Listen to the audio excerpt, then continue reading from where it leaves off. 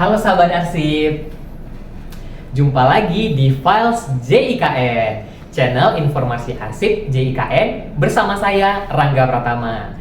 Masih adakah yang ingat dengan slogan sekali di udara tetap di udara?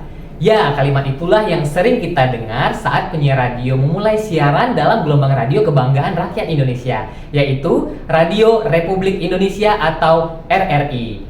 Sahabat arsip, merebut stasiun radio untuk menyiarkan proklamasi kemerdekaan bangsa Indonesia merupakan perjalanan yang panjang dan penuh dengan perjuangan bagi para pemuda bangsa kita hingga sampai pada tanggal 11 September 1945, tepatnya dini hari di jam 00. Dalam sebuah rapat yang dihadiri 17 orang bertajuk Perjuangan Kita di Rumah Adat Kadarusman, Menteng Dalam, Jakarta, RRI resmi didirikan dan menunjuk Abdurrahman Saleh sebagai pemimpin.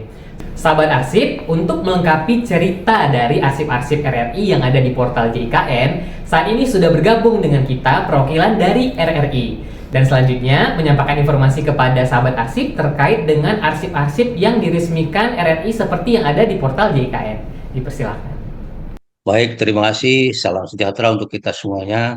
Saya coba memberikan informasi terkait dengan eh, berdirinya Radio Republik Indonesia masa pendudukan Jepang. Ini radio itu dipakai sebagai alat propaganda di zaman Jepang. Dan pada saat itu ketika terjadi ataupun disebut lahirnya RRI setelah proklamasi kemerdekaan di mana para pemuda satu di dalam sebuah pergerakan, dan pada tanggal 11 September ini di mana ada seorang penyiar radio waktu itu namanya Abdurrahman Saleh, kemudian Adang Kadarusman, dan Yusuf Pronodipuro. Dari tiga nama ini, satu diantaranya pada tanggal 11 itu menyampaikan proklamasi kemerdekaan. Kemudian dari tiga nama ini, Bapak Adang Kadarusman itu sebagai penyiar RRI yang menyiarkan proklamasi pada saat itu, dan dalam apa namanya, todongan ataupun dalam ancaman itu pada tanggal 11 September 1945, maka setelah itu diresmikan sebagai berdirinya RRI, Radio Republik Indonesia, dan Abdurrahman Saleh pada saat itu ditunjuk sebagai pimpinan yang pertama.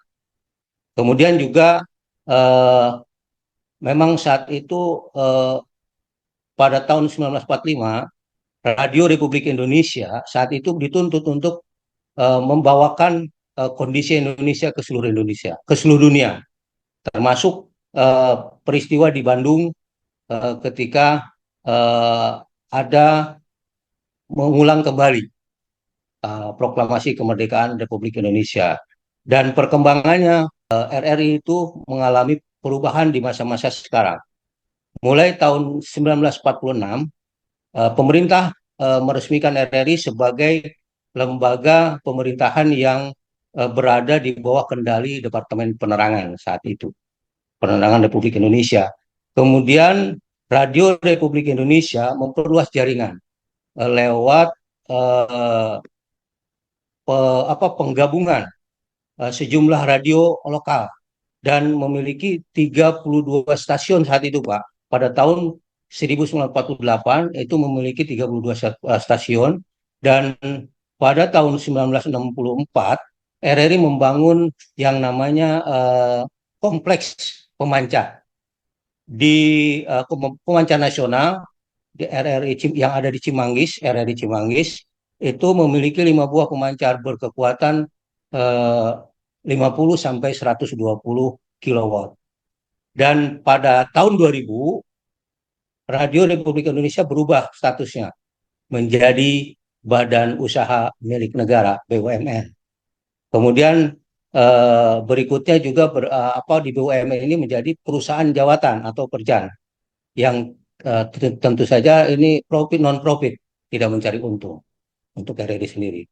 Kemudian pada saat ini itu menjalankan 5 jaringan dengan stasiun yang tersebar di seluruh Indonesia, yaitu siaran radio internasional, kemudian saluran audiovisual televisi, serta poltardaling, selain dari audio itu sendiri. Kemudian juga RRI memiliki struktur organisasi yang terdiri dari Dewan Pengawas, kemudian Dewan Direksi yang bertugas melaksanakan kebijakan penyiaran dan bertanggung jawab atas penyelenggaraan penyiaran. Di bawahnya terdiri dari kepala stasiun yang tersebar di seluruh Indonesia. Jadi sejarah berdirinya RRI pada tanggal 11 September itu diawali dari semangat perjuangan kemerdekaan yang ingin apa para pemuda saat itu, para pejuang saat itu, khususnya di Angkasawan-Angkasawati RRI ingin, atau Angkasawan-Angkasawati Radio ingin mendirikan kemerdekaan yang hak yang kokoh, yang hakikatnya yang betul-betul merdeka dari segala penjajahan pada saat itu. Dan mudah-mudahan saat ini juga RRI bisa berdiri kokoh untuk menyampaikan informasi, baik edukasi, hiburan, maupun juga informasi yang memberikan penyejukan dan juga yang betul-betul bisa dinikmati, dibutuhkan oleh masyarakat. Mungkin itu sedikit tentang sejarah berdirinya RRI, Radio Republik Indonesia, hingga usianya saat ini 80 tahun Radio Republik Indonesia. Terima kasih. Terima kasih atas informasinya, semoga bermanfaat untuk sahabat arsip di seluruh Indonesia. Sampai jumpa di Files JIKN berikutnya. Salam arsip.